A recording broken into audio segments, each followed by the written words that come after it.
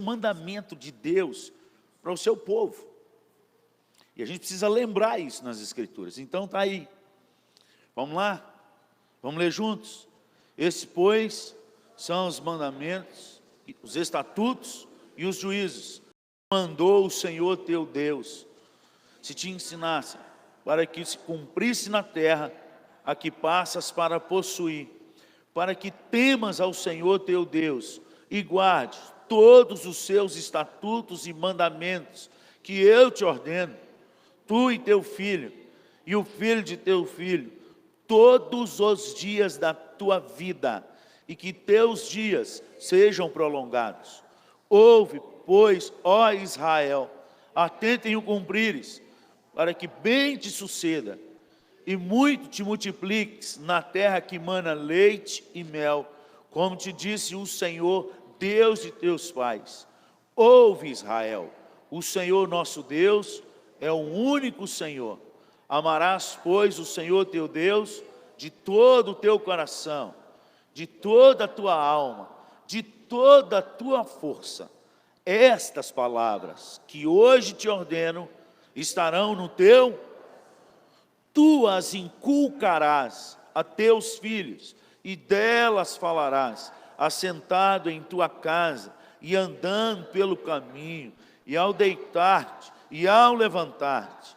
Também atarás como sinal na tua mão, e te serão o frontal entre os teus olhos, e as escreverás nos umbrais de tua casa, e nas tuas portas. Pai, mais uma vez eu lhe suplico, que eu diminua e que o Senhor cresça, que Lucas 12, 12 seja uma realidade na minha vida. Toma minha mente, meu coração, toma este lugar no poder do teu Espírito, que a gente diminua, amarra o valente nesse lugar no nome poderoso de Cristo Jesus, o roubador de semente, que seja manietado e amarrado no nome de Jesus, e que tão somente o teu Santo Espírito tenha a liberdade de soprar e de trazer no nosso coração um terreno fértil, para que essa boa palavra possa frutificar a 30, a 60 e a 100 por um, no nome poderoso de Cristo Jesus é que nós oramos. Amém, amém.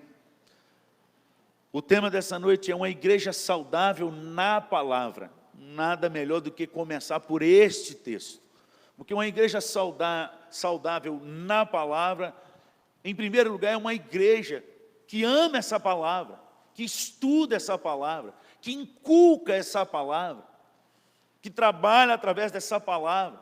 Aqui Deus está dando ordem, é o próprio Deus que está dando ordem a esse povo. Você vai entender porque Ele pede para repetir e repetir, porque a repetição é algo que, enquanto ela não desce para o coração e para a alma, ela não vira.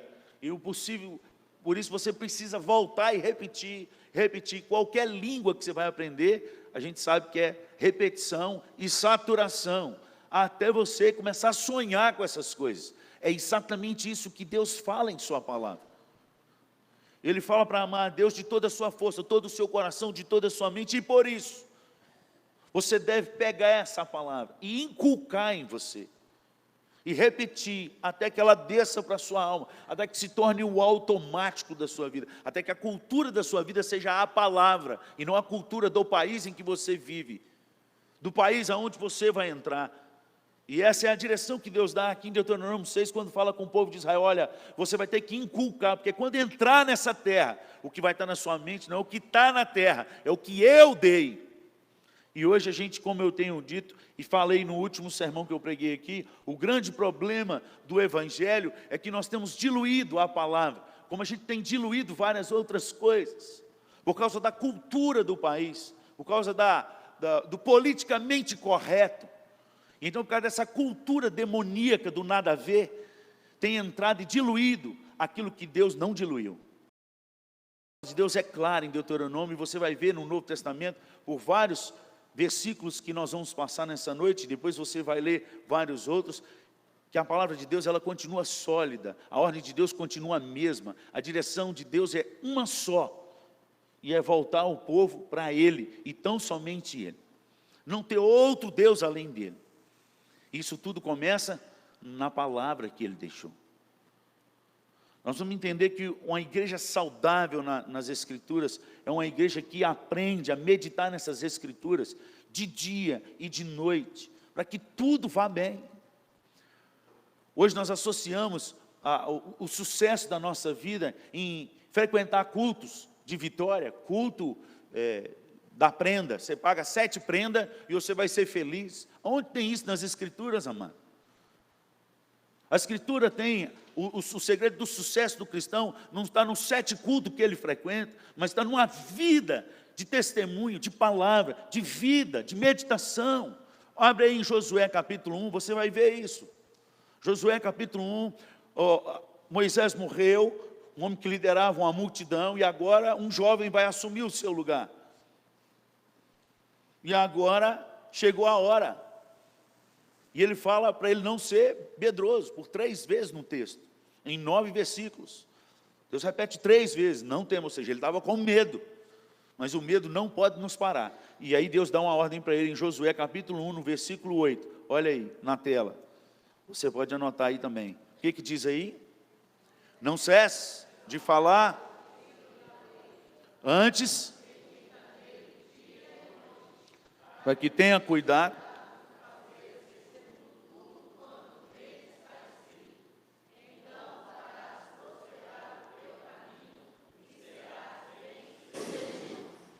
Não cesse de falar. O que você anda falando? A boca fala do que está cheio o coração. E depois que Deus aqueceu meu coração nesses versículos e nessa palavra, incomodou minha alma, impregnou minha mente, e esse versículo não saiu mais do meu coração, não saiu mais. Tem anos que toda vez que eu começo a conversar com alguém sobre qualquer assunto, esse versículo vem na minha mente. A boca fala do que está cheio o coração. A boca fala do que está cheio o coração. E tudo que eu tenho percebido nesses anos ministeriais é que a igreja fala de tudo, menos de Deus. Não aqui.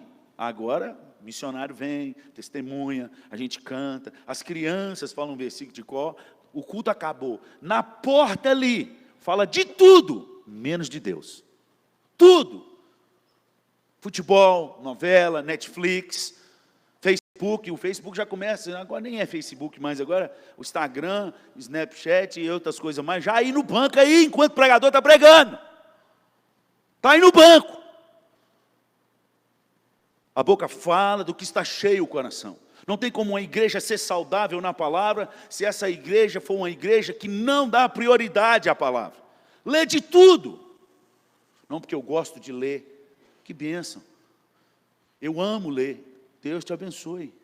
Que um dia eu chegue lá. Aí vai perguntar o que ele lê. Lê tudo, menos a palavra. Lê todos os livros de filosofia, de doutor, de tudo quanto é coisa mais, menos a palavra. Aí eu te pergunto, qual a importância da palavra na sua vida? Só te dar uma garantia, um selo da salvação, de vida eterna, que não, com medo de inferno, você está com medo de ir para o inferno. A palavra é o centro da nossa vida, amados. Deus inspirou essa palavra. Ele deixou essa palavra para nos orientar. E a palavra deixa claro, Deus deixou uma ordem, para a gente inculcar isso na cabeça, para escrever nos umbrais da nossa casa. Na palma da mão. Hoje a gente tem um celular na palma da mão. A gente faz de tudo com esse celular. Não precisa fazer muita coisa não. Olha aí, vai lá, quantas horas que você gastou no celular, na palavra aí, olha aí. Estou falando sem saber conhecimento de causa, não.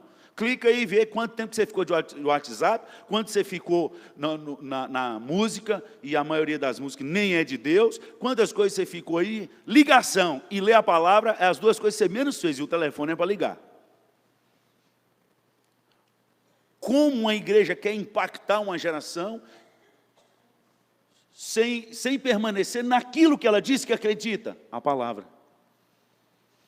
Uma igreja saudável na palavra é uma igreja que volta às Escrituras, volta a meditar até que o coração, não é até saber de cor. Esse não é o ponto, eu já disse isso no outro culto.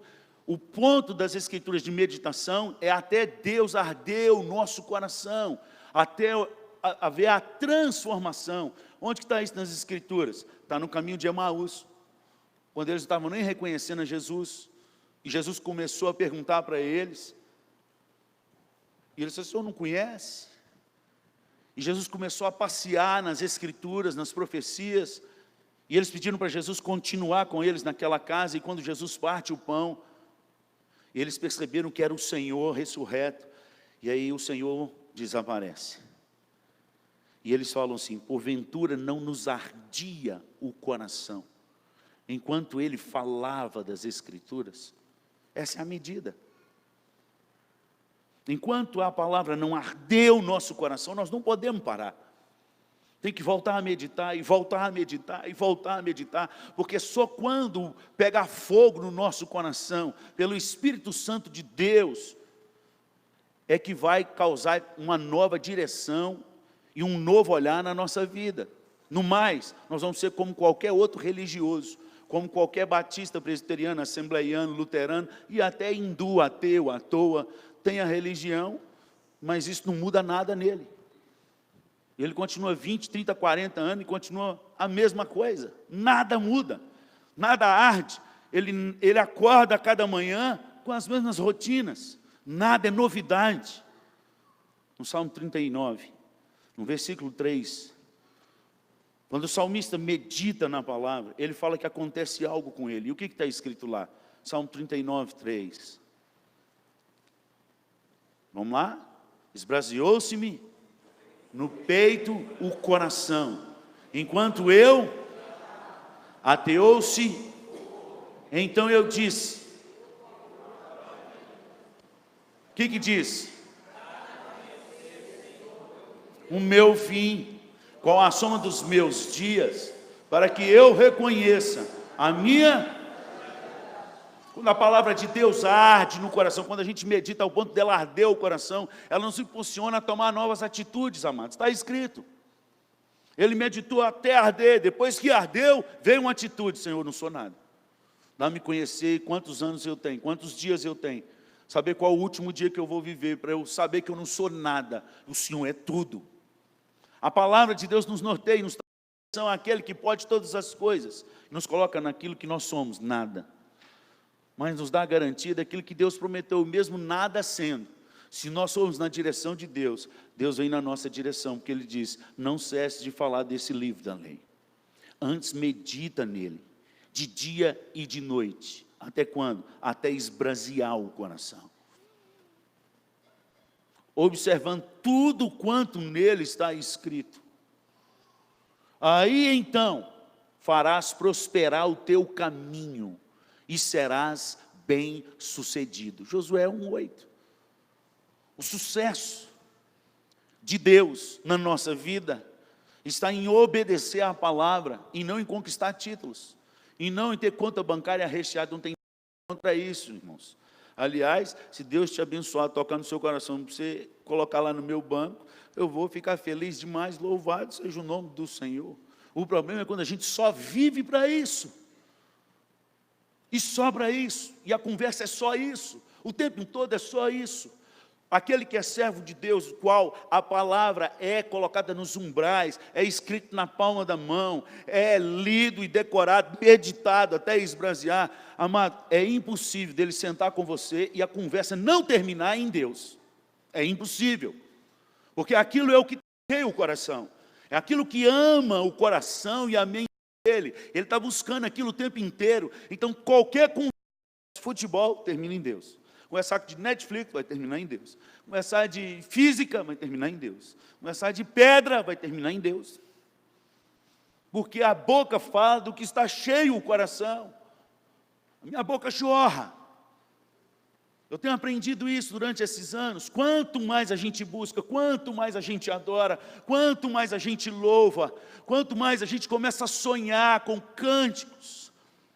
Alguns jovens me perguntaram aqui nessa igreja: pastor, quando a gente sabe que a gente está transbordando do Espírito Santo de Deus? Eu falei: quando você começar a sonhar com as Escrituras, sonhar que está pregando, acordar cantando hino, cântico, você está cheio. Porque a boca solta aquilo que encheu. Tem uma coisa que te enche, e a boca vai soltar. Que tristeza, irmãos. Quando na época de eleições, no Facebook dos crentes, tinha tudo, menos a palavra. Xingamento, família se destruindo por causa de política. Foi uma benção para a minha vida. porque ali me deu um impulso na minha alma, de eu abandonar aquele negócio, com jejum e oração, fui liberto, glória a Deus. Tirei, risquei meu nome daquele negócio, paguei, nunca mais voltei. Sou pastor, o senhor tem que estar na mídia, os pastores tudo está na mídia. Falei, gente, os pastores do passado, os pregadores do passado não tinham mídia e Deus levava eles em multidões. Se Deus quiser me levar, vai levar. Se não quiser, eu vou continuar indo no eunuco, no deserto. O importante é eu estar na vontade de Deus. Eu perguntei para os jovens hoje de manhã, ali, Deus derramou na pastelaria lá, foi uma bênção. Fui na sala do Ronaldo hoje, depois do culto aqui, sentando, eles me fizeram uma pergunta. Eu não sei nem que pergunta que foi, eu sei que terminou em Deus. E eu perguntei para eles assim, vocês sabem qual que é o segredo do sucesso? Porque o mundo fala que o segredo do sucesso é ter dinheiro na conta, é ter diploma, é ter a camisa de marca, o carro de marca, o celular de marca. Isso é ter sucesso no mundo. Mas vocês já pararam no que é ter sucesso diante de Deus? Porque sucesso para pastores hoje é ter uma igreja lotada e bombando de gente. Tem quantos membros? Nós já está chegando a quase 600. Nós chegou a 1.000. Nós 2.000, 10.000. É o sucesso. É o que a leitura que a gente faz. Nós tem 1 milhão de seguidores.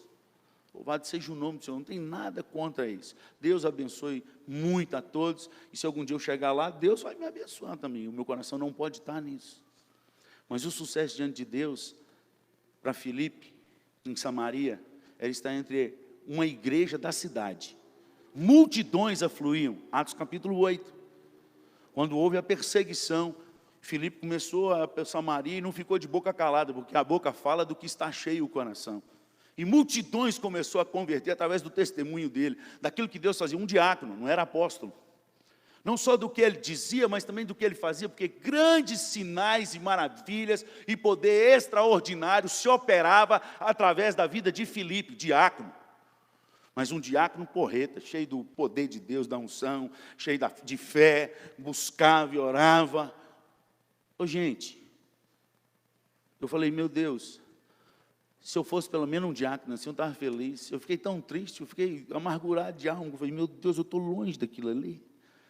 Então, entenda e cresça. Quando eu estou falando do diácono, não estou rebaixando ninguém aqui, não. Estou apontando para mim em primeiro lugar.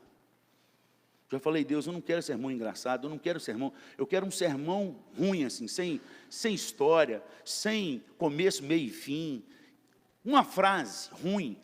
Se vocês não converterem, vocês vão morrer, porque Deus vai jogar fogo em vocês. E uma cidade inteira se converter. É isso que eu quero. Se arrependeu o Senhor. Jonas, não teve exegese, não teve exegege, não teve nada. Nem escritura tinha, mas ele tinha a palavra de Deus. E com raiva, pregou com raiva. Mas mais de 120.000 pessoas se converteram. É isso que a gente precisa hoje. É o que nós estamos precisando, é voltar à palavra. Filipe estava lá pregando naquela cidade. Multidão, pensa, uma cidade de uma igreja, a igreja inteira, era quase a cidade toda. Numa noite ele escuta um anjo aparecendo e fala assim, sai daí e vai para o deserto. Ele foi, largou a igreja, não voltou para ela, igreja de multidões, foi para a igreja de um só. Aí eu falei com os jovens da nossa igreja hoje de manhã, esse é o Deus. Não importa multidão ou um só, o importa é obedecer à vontade de Deus. Se você estiver obedecendo à vontade de Deus, naquele dia, quando o Senhor Jesus voltar, Ele vai falar, nem todo o que me diz Senhor, Senhor entrará no reino dos céus, mas aquele que faz a vontade do meu Pai. Sucesso diante de Deus é fazer a vontade do Pai, e a vontade do Pai é que a gente medite nas Escrituras, de dia e de noite. Você pode ser um bom presbiteriano, saber teologia para lá, 5 pontos de João Calvino, mas se você não está meditando de dia e de noite, filho, você está na rota errada. A tua salvação não é por obras, filho, nunca foi, mas você está perdendo demais diante de Deus, porque tem promessas que Deus só se cumpre na nossa vida quando a gente obedece. A fé está relacionada à obediência. A graça também. Amém? Esse é um outro estudo, se a gente ficar aqui, vai ficar até amanhã falando sobre isso, mas eu estou falando sobre a palavra, a importância da palavra. Uma igreja saudável na palavra é uma igreja que volta a estudar as Escrituras, puramente simples. É uma igreja que volta a meditar nas Escrituras. É uma igreja que volta a observar as Escrituras e andar nela. Olha aí, Hebreus capítulo 4, versículo 12. O que a palavra de Deus diz? O que ela é poderosa para fazer? Hebreus capítulo 4, versículo 12. Põe aí para nós. Porque a palavra de Deus é viva, mais cortante do que qualquer espada de dois gumes, e penetra até o ponto de dividir alma e espírito, juntas e medulas, e é apta para discernir.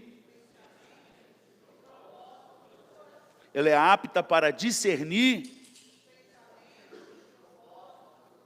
Se a gente lesse mais a palavra, o nosso coração e a nossa mente ia ser mais curada, porque ela discerne, ela traz clareza, ela cura, ela traz vida.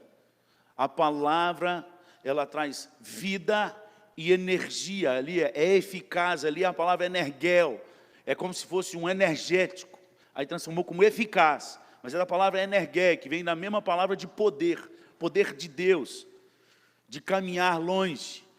O energel que Deus derramou sobre Elias, e ele andou na frente, correu na frente da carruagem, é aquele poder ali. A palavra de Deus, ela é viva. A palavra de Deus, a palavra viva ali é a palavra zoe, que vem da palavra zoe, que é vida, mas a palavra zoe, ela tem a força dela está, que ela não é morta, tem algo diferente nela de vida. Quando você abre e lê, algo acontece que você não sabe explicar, ela é ativa, ela não é um livro morto. Aliás, a palavra de Deus é o único livro na face da terra, o único que você lê com o autor do lado, e se você crer e convidar, ele passa a entrar dentro de você. Aleluia. O autor dele está do lado. E quando você abre, ele fala. E quando você não entende, ele diz que mandaria o Espírito capaz de discernir essas Escrituras e te ensinar e trazer à sua memória tudo aquilo que teria que ser lembrado. Onde está escrito isso? Na última ceia. Quando Jesus reúne a última palavra antes da morte, antes de partir para gemer no monte de Getsemane ali, em João capítulo 14, lá no versículo 26, se eu não me engano, põe aí para nós, João 14, versículo 26, Jesus está falando sobre o legado, aquilo que ele vai deixar para os discípulos, e ele fala isso aí, olha lá, mas o Consolador, o Espírito Santo, a quem o Pai enviará em meu nome, esse vos ensinará todas as coisas, e vos fará lembrar de tudo. Aleluia. Abre esse livro, amado, crendo que o autor está do seu lado. E se você crê nele, ele está em você. Ele já está. Mas você precisa abrir. Você precisa ler. Você precisa meditar. Até que você perceba que ele está presente. Até que venha arder o seu coração. Olha, e quando você começar a fazer esse exercício, você vai perceber, porque vai ter uma hora que você vai até tentar parar as lágrimas, porque ninguém vai entender porque você está chorando, mas é porque o Espírito de Deus está esbraseando o seu coração naquele momento. Pastor, isso nunca aconteceu comigo, filho, então volta para o quarto, até acontecer, porque Deus é um Deus vivo, e Ele falou que a palavra dEle é viva, está aí em Hebreus 4:12, porque a palavra de Deus é viva, não é morta. Se nada aconteceu, volta, entra para o seu quarto, abre de novo, fala: Deus, tem alguma coisa errada comigo, eu quero ver o que o pastor falou lá, é a tua palavra, ela é viva, tem que acontecer algo no meu coração quando eu leio. Quando a gente lê nessa perspectiva, todo dia é um dia de coisa nova. Você vai deixar de ler muita coisa e de ouvir muita coisa, porque você vai perceber que Deus quer falar com você, e Ele tem urgência, porque os nossos dias são maus. E só quem transpira Deus é que vai resistir a esses dias maus. Mas para transpirar você tem que encher. E só tem jeito de encher de um jeito: palavra. Meditar nas Escrituras. 2 Timóteo 3,16. Abre aí, coloca aí para nós na tela. 2 Timóteo, capítulo 3, versículo 16. O que diz aí? Toda a Escritura e útil para o ensino, para a repreensão, para a correção, para a educação. Toda a Escritura.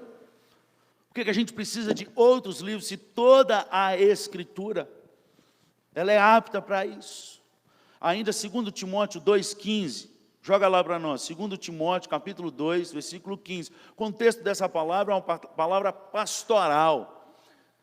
O pastor está no meio de uma igreja que está dando problema. Tem algumas pessoas enviadas, estão distorcendo a palavra e a teologia dos apóstolos. E Paulo está dando a direção para ele: você já tem o principal. Volta para a palavra. Ela tem que ser o pêndulo. Coloca aí, filho, não apaga não. 2 Timóteo, isso. Procura apresentar-te aprovado como obreiro que maneja, que corta bem a palavra. É cortar. Como eu vou cortar bem se eu nem pego nesse livro? Procura apresentar-te a Deus na medida certa. Aprovado ali a palavra dóquimos. É a palavra que fala da medida de uma moeda. Naquela época feita de ouro. E alguns raspavam a beiradinha, você sabe, né? Aquela cultura brasileira tem em qualquer lugar. De ganhar, de aproveitar. Então a moeda era de ouro. Cunhada, ouro maciço. E então eles raspavam um pouquinho de grama em grama, né? De grão em grão, a galinha enche o bico. E então, quando ia pagar alguma coisa, alguns mercados tinham uma balança da medida exata dessas moedas e colocavam lá. Se não desse a medida exata, não valia a moeda. Podia ser de ouro, mas não é a medida exata. É a palavra dóquimos. É a medida exata, nem mais, nem menos. E é isso que Paulo está dizendo àquele pastor: procura apresentar-te a Deus. É a Deus, irmãos. Não é a pastor, não é a presbítero, não é a igreja presbiteriana do Brasil. Presta atenção. Vocês têm um Deus que vê todas essas coisas, que já te viu, sabe o que a gente anda fazendo por aí. E Paulo está dizendo: olha, apresenta a Ele, a esse Deus, dóquimos. Não rapa nada aí não, porque Ele vai colocar na balança. É Deus. Eu fico impressionado como as pessoas andam dizendo que são servos de Deus, cristãs, e andam como se nada tivesse acontecendo, totalmente fora das Escrituras. Gente que está dentro da igreja e professa a fé, mas não vive como a palavra de Deus fala para a gente viver. Gente, tem uma música que eles lançaram agora, recente. Quando eu escutei, foi um soco na boca do meu estômago. Eu estou escutando ela todo dia, para ver se eu tomo vergonha e mudo. Você deveria escutar ela também.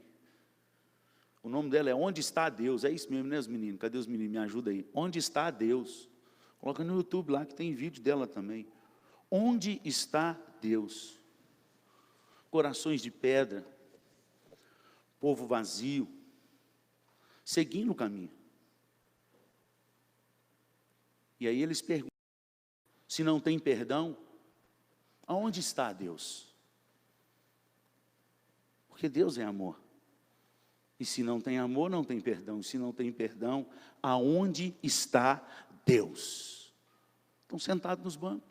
Estão pregando na frente da igreja, cantando, mas não perdoa. Ou não dá outra face. Que palavra é essa? Que medida é essa? Procura apresentar-te diante de Deus. Pastor, isso é difícil demais. Jesus falou que seria o pior coach da face da terra. Porque se ele fosse coach, ele ia falar com vocês aqui nessa noite. Repete comigo: morra. Repete comigo: você é um vencedor, você vai ser um vencedor, eu quero ser um vencedor. Então repete: morra, você tem que morrer, vai perder tudo, vai ganhar não, vai perder, toma a cruz, então siga-me. É por isso que os discípulos falaram assim: Senhor, dura esse discurso do Senhor, quem que vai acompanhar? E Jesus falou com eles: se vocês não querem, pode ir embora. Em outro texto, quando ele pregou, ele foi claro em Lucas 14. Lucas capítulo 14, ele fala por 3 vezes a multidão. 3 vezes. Versículo 25, o 26 e o 33. Aquele que não aborrecer, que não odiar, ou ser odiado pelos seus pais e sua mãe, não serve para ser meu discípulo. Palavra. Porque a expressão lá no grego é odiar. A segunda expressão é ser odiado. Como a Bíblia prega sobre o amor e a gente não deve odiar ninguém, então a versão melhor seria aquele que não for odiado pelos seus pais, não for odiado pela sua esposa, pelos seus filhos, por amor de mim, não serve para ser meu discípulo. Se alguém tiver que odiar, que sejam eles por amor de mim. Não serve. Ele está falando, ele está claro, ele falou assim, eu não preciso de vocês. Vocês é que precisam de mim. Aquele que não aborrecer a sua vida e tomar a sua cruz, não serve para ser meu discípulo. Aquele que não aborrecer a própria vida, esse é o versículo, renunciar à própria vida. É o versículo 33 de Lucas 14. Não serve para ser. Medida certa da palavra. Nós vamos andar nas Escrituras. Como que a gente vai dar conta de andar nessas coisas, pastor? Sendo cheio do Espírito Santo de Deus. Fora isso, nada, não vira. Você precisa aprender a andar, a permanecer. João capítulo 5, versículo 39. Você precisa aprender a examinar. Você compra tanta coisa boa aí para a sua vida, para manter. Uma das coisas que a gente precisava ter é uma palavra, uma Bíblia que tem o grego e o hebraico. Você clica em cima, ela já te dá ali a possível tradução. Olive Tree, revista atualizada com Strong, já estava na promoção por R$80. Geralmente é só o pastor que compra essa palavra, porque aí a gente já prega em cima dela.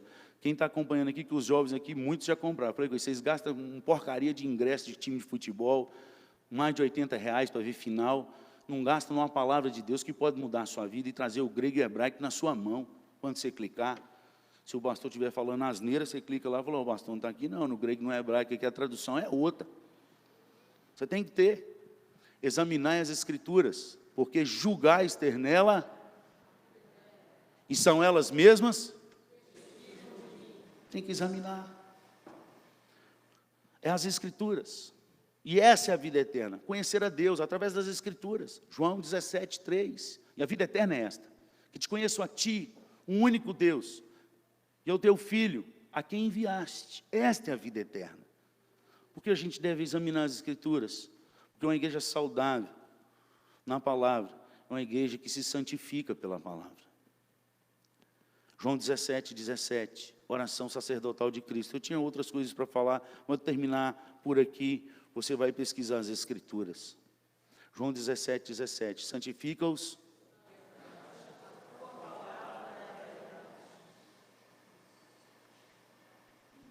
Como a gente quer andar num caminho com Deus, um Deus que é santo, um Deus que deixou a sua vontade expressa e escrita.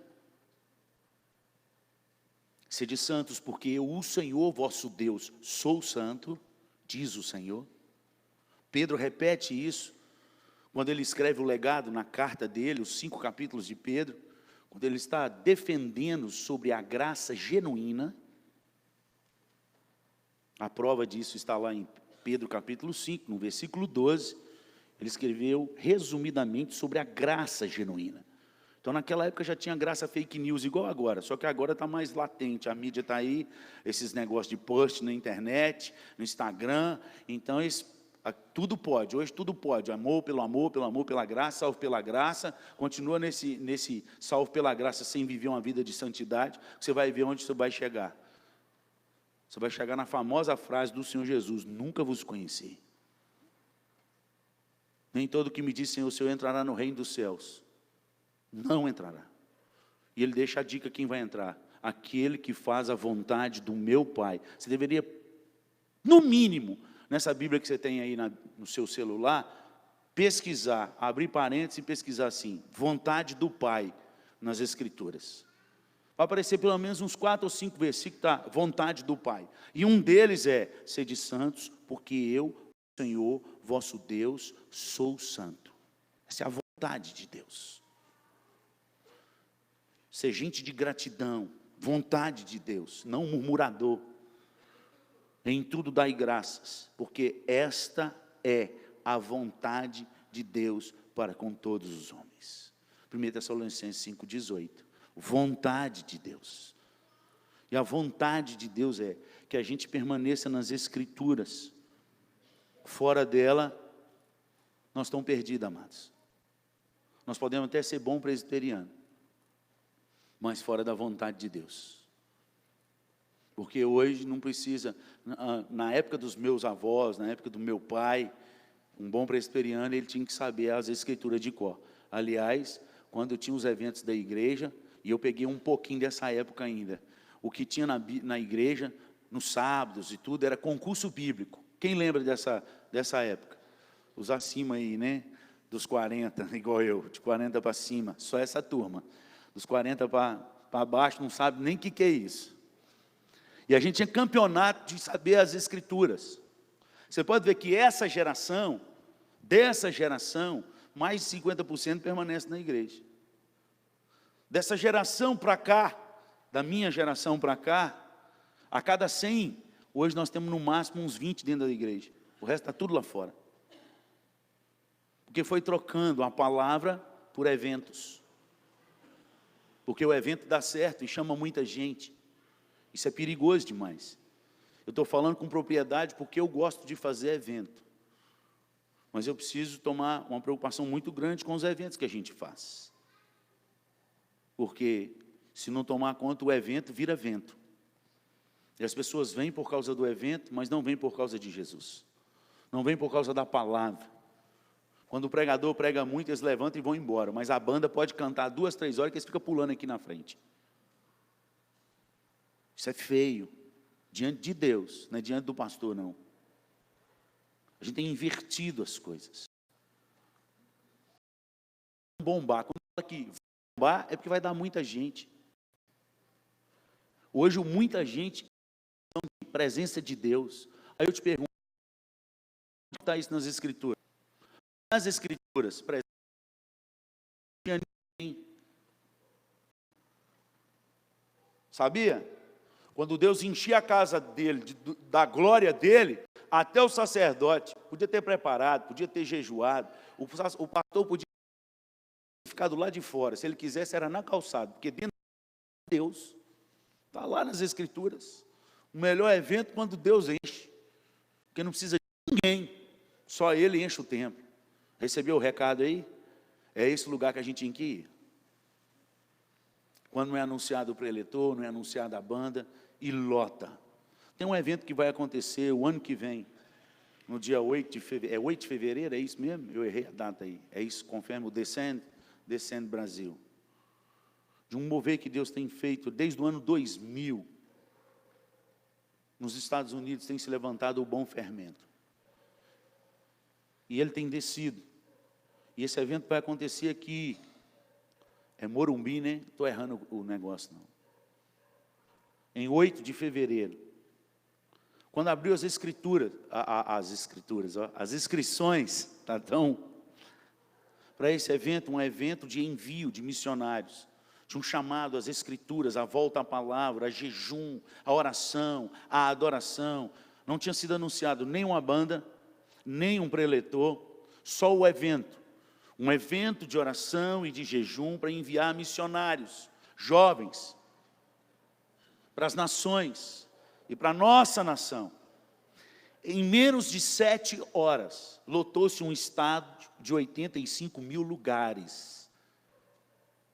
Pasmem vocês, ainda tem gente no nosso país que está com sede de Deus, e glória a Deus, nós como igreja de São Vicente, tem uma turma aqui que já está lá, aleluia, inclusive eu e toda a minha família. Eu consegui mobilizar pelo menos uns 4 pastores com as famílias todas, vão estar lá, já compraram o ingresso. Lotou, não tinha mais, eles abriram o segundo estádio, agora o do Aliança, é isso mesmo, né? No mesmo dia, para orar, jejuar e clamar, e vai lotar. E os preletores de fora estão dizendo, mandando a mensagem para o mundo inteiro, chega uma semana antes, porque Deus vai estar lá, porque nós nunca vimos isso em lugar nenhum, nem nos Estados Unidos. Em menos de 7 horas, lotar estádio para orar. para enviar. Ô gente, o noivo está voltando. Nós precisamos acordar. Como eu disse para o pastor Vumar, uma enchente de Deus aí, há muitas águas, e eu não quero nem saber dos demais presbiterianos. Eu vou pular na enchente, eu quero, eu estou junto, mas começa aqui. Não existe avivamento sem palavra. Que Deus te abençoe. Você possa sair daqui animado. Não é animado ler 1189 capítulos, não. A Bíblia não fala para você ler 1189 capítulos. A Bíblia fala para você meditar nas Escrituras. Em meditação, você não consegue meditar em mais do que 10 versículos. Não dá. Só se for numa história. Não dá. Deus é tremendo demais. Eu queria te desafiar a meditar nas Escrituras. Porque se você começar a meditar nas Escrituras, o Espírito de Deus vai curar seu coração. Cura sua família. Cura seus filhos. Cura casamento, cura a alma, cura a gente das nossas doenças. A palavra cura. Leia o Salmo 119 que você vai ver isso.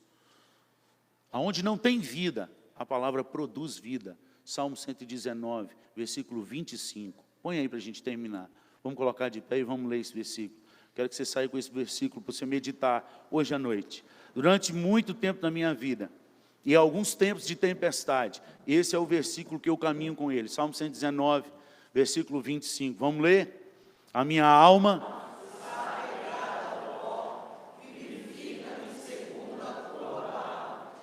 a minha alma vivifica-me. A expressão é, me traz de volta. É aquele choque que dá no coração. Essa é a expressão melhor da tradução. Vivifica-me, traz vida de novo. Nesse versículo você entende. Você não tem nem sugestão para dar para Deus.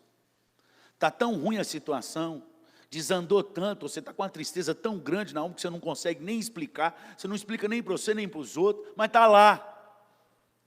A minha alma está pegada ao pó. E ele não fala, Senhor, o Senhor podia me dar o dinheiro. Não, ele não tem nem explicação. Ele fala assim, vivifica-me, me traz de volta, segundo a tua. Mas se não ler a palavra, como que vai trazer de volta? Como vai trazer de volta, se não ler a palavra que traz vida e energia? Vamos orar? Salmo 119, 25. Sai com ele na sua cabeça. Repete, traz de volta, deixa Deus trazer vida de novo aí no nome de Jesus, mais do que religião, vida, e vida em abundância. Pai, muito obrigado pela tua palavra que é viva e eficaz. Ela nos aponta o nosso pecado, ela nos mostra que não somos nada, mas ela traz e vida em abundância, para quem não tem, para quem já está morto. A tua palavra diz, quem crê em mim, ainda que esteja morto, viverá. Aleluia. Pai, traz um reavivamento genuíno nessa igreja. Aquece o nosso coração na leitura da tua palavra.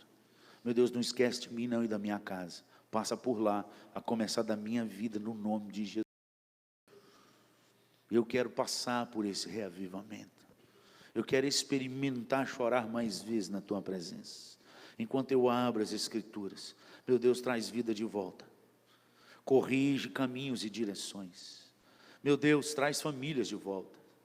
Traz o coração dos filhos convertido ao dos pais. O coração dos pais convertido aos filhos. Só o Senhor pode fazer isso. Traz, meu Deus, cura nessa igreja. Pela tua palavra. Em nome de Jesus clamamos. Que o teu Santo Espírito nessa noite impulsione o nosso coração na direção do Senhor. Que o teu Santo Espírito possa esbrasear o nosso coração na leitura das Escrituras. Que o teu Santo Espírito prometido pelo Senhor, relembrado pelo teu Filho Jesus, ali em João 14, no versículo 26, traz esclarecimento a nós que necessitamos de Ti. Essa é a nossa súplica.